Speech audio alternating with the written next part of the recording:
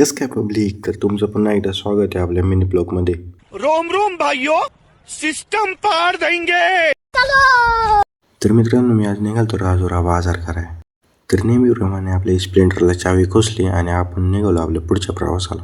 वाकीला येतोय कुठं नाही, आपला जोडीदार भेटला. जोडीदार आलता मुंबईवरून. जोडीदार म्हणजे पुराणा अधिक गडी बाबा, पण मग आता काय आहे ते बरे. जोडीदारानं आल्या आल्या मोकार पैसे दिलं बाबा. म्हणला आज तर नुसती चांगळ आहे, पुरी मजा आहे.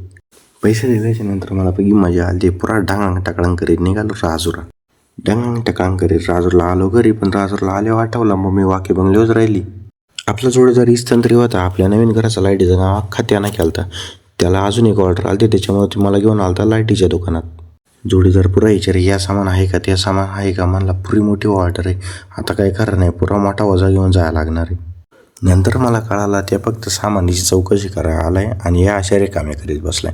काय करू मी याचा आता, सांगा तुम्हीच. जोडीदाराला 4 चौकात पडपड केल्याच्या नंतर जोडीदार गेला हॉटेलमध्ये घेऊन नाश्त्याला. आता नाश्ता म्हणलं होता, आता काही सुट्टी देणार आहे का. मिसळ मागवली आणि पुरा 6 पाव घालत तवा दादाचा कुठं पोट भरलाय. खाऊन झाले पैसे जोडीदारानंच भरला. आता आपल्याला कायम बीक लागेल, त्याच्यामुळे आपल्या आता काय पैसा नव्हतं. बिल भरला आणि जोडीदार गेला त्याच्या घरी निघून. जोडीदार जसा घरी गेला तशी लगेच आपली स्प्लेंडर दवाखान्यात नेऊन लावली. राजूर म्हणलं टापच्या डॉक्टरकडे लावली. नुसती खोल फिटिंग.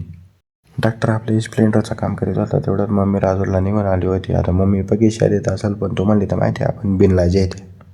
दवाखान्यातून स्प्लेंडर काढले आणि आम्ही निघालो पुढं जाऊन घरासाठी भाजीपाला घेतला, कांदे घेतले, बटाटे घेतले.